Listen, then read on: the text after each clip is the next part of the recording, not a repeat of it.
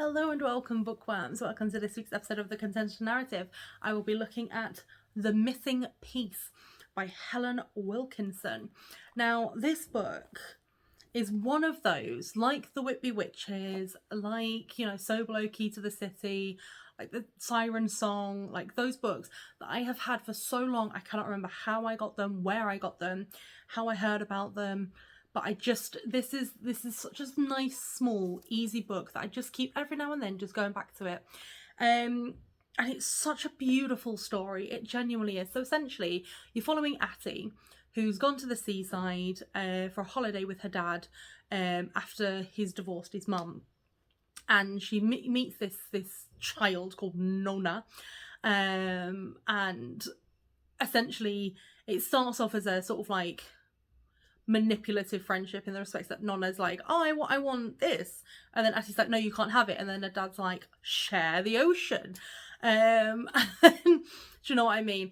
But then they start sort of like becoming friends, and it's like a half-term holiday, and it's like they're at the seaside, and then they go to museums, and then they make friends with like an old fisherman, and then they start learning like stories and history, and then like it's just such a feel good book. It really is. It's not even that long. It's like 120 pages, 130 pages. But it's just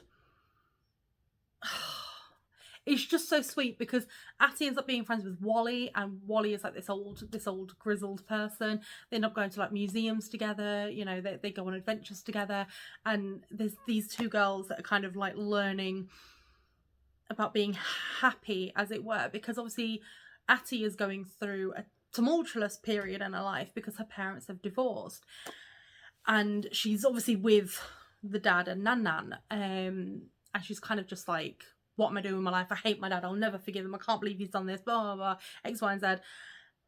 And it's just,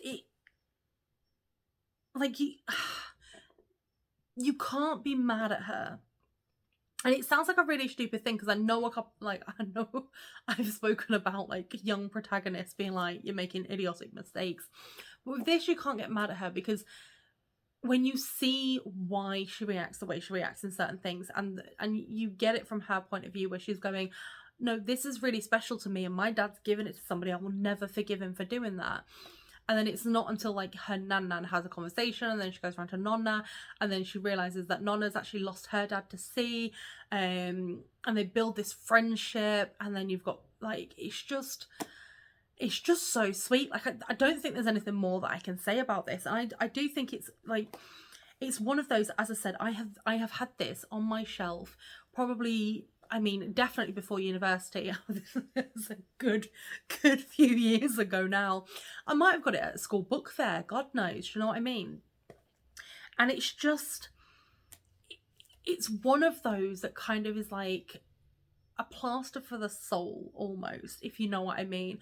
Because obviously you've seen that I read murder, mystery, one or two romances, not enough. I have read a couple of smut books recently. Sorry, Joe, will not be continuing. But do you know what I mean? And like, I do like going back to the books that I've had through my childhood. And sometimes you find that as you get older, the books that you have in your childhood are very childlike, so it's hard to go back to them. Like I've got the Wishing Chair collection that Michael rebought for me because my copy got destroyed, and I love it. I do. Could I go back and reread them every now and then? Probably not, but it will be something special to me that I will have forever. But this is a book that honestly, no matter how old I get, and I'm 32 now, do you know what I mean? But no matter how old I get, this book will always sort of like be a calming spirit to the soul. And like when you get to the end of it, you just kind of sat there going, and it leaves you in a really good headspace. And I think that's why I love going back to it, and why it's remained on my shelf, and it's made all the moves, and it's stayed protected, because it is something that I literally would just every now and then be like, do you know what, I want a nice quick easy read that's just gonna, I can just turn my brain off, I can read it, and I can enjoy it. And this is definitely one of those. It's almost like, when you have your comfort shows that you go back to again and again and again, because they just soothe you. You know what's going to happen. And your comfort show could be Supernatural, it could be CSI, it could be Sabrina the Teenage Witch, which is definitely mine. The original 90s one, I'm not talking about the more modern one. It could be Only Fools and Horses, like my husband, he loves Only Fools and Horses. It could be Monk, it could be literally anything. Same with books. You have those books that are like comfort blankets that you read and go back to and reread because they just make you feel good. And this is one of them. And I would 100%, I mean, you might not agree with me. You might read it and be like, really, I don't know what she's going on about. So it might have I might have nostalgia glasses on when I read it. That's not a problem, but I would say please give this book a go. 100% it is worth it. It gets a 5 out of 5 from me every time I read it. It's never diminished. I always feel heartbroken, but I always love it, and I always feel soothed at the end of it. So please let me know if you read it. Please let me know if you've already read it, if you've come across this book before, because this is a book that whenever I talk to people about it, they've never heard of it. They don't know what I'm going on about. So, you know, it's let me know. But thank you so much for your continued support. And remember to always keep it content too.